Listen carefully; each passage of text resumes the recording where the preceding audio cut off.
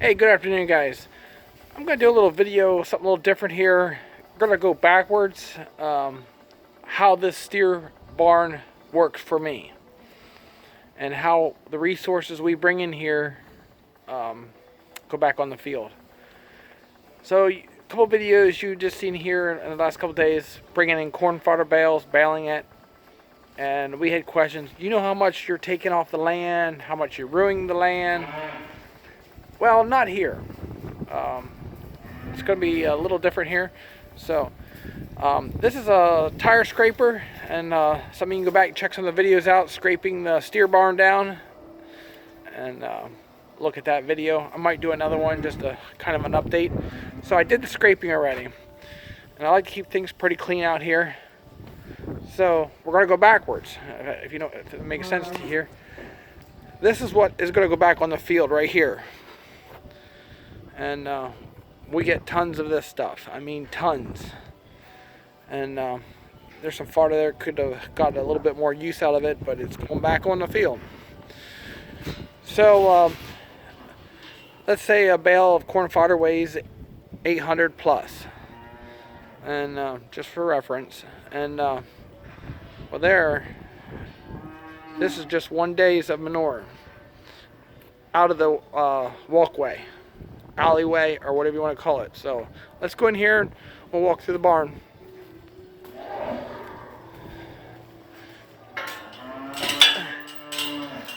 This is the alleyway with the feed rail, feed lane, whatever you want to call it. Make sure that gate's closed. What I do is lock all the animals back so I can work out here and not have any problems.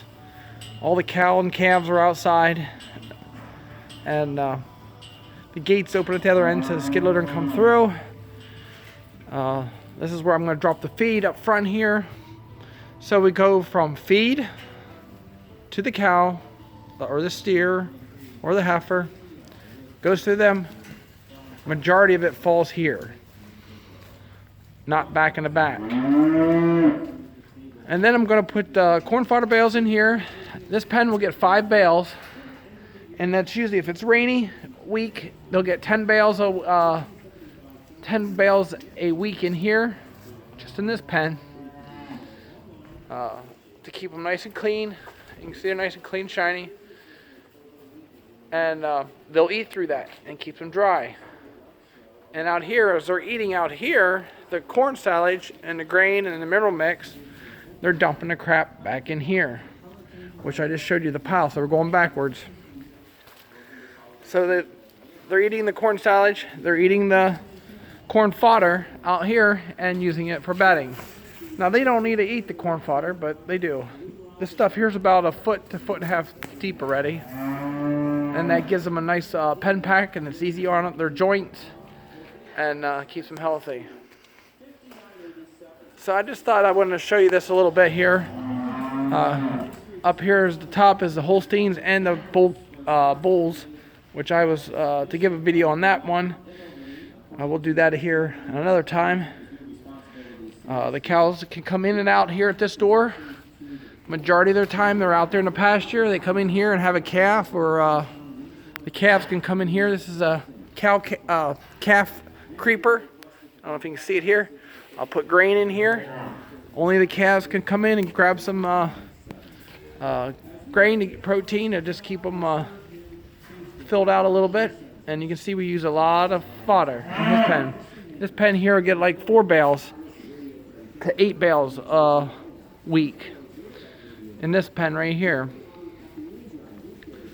All depends if it's rainy or not. We would like to keep it thick and deep.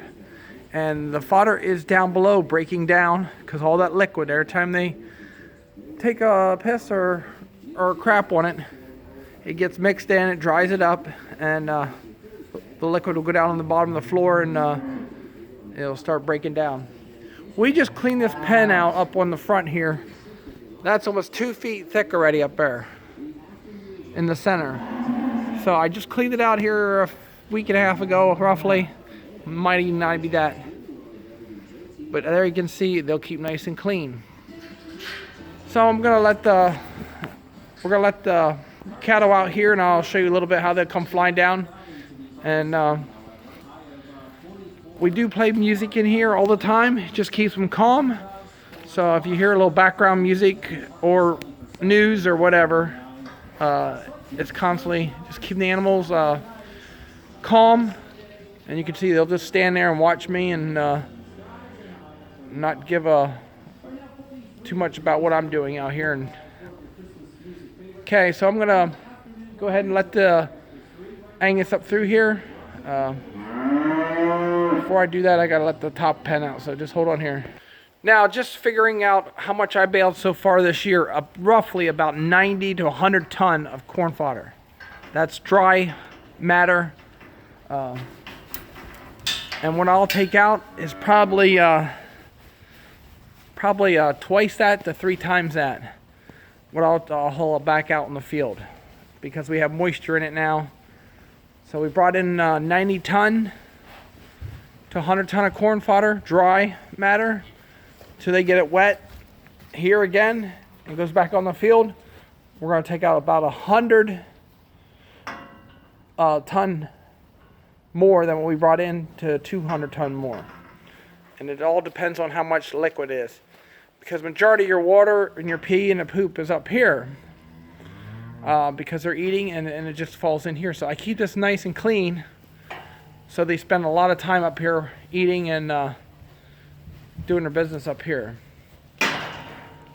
So this video is all about how I use this steer barn to benefit me out on the farm ground and for 2018 crop, and how we use our resources from the field after we harvest goes back on the fields, and building the soil up. Now you can see that they are coming back out here. If I would have feed on here, and then they'll be eating right away. These big boys, they want to come on down here with the other ones, but we're going to let them up there for now. Now we're going to let these Angus up through here so they can clean up the feed.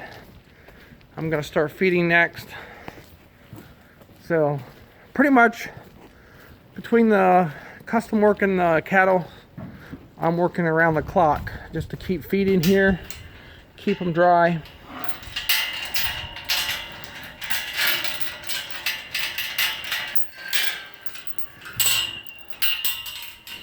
That's a Holstein heifer. Should be going to the dairy.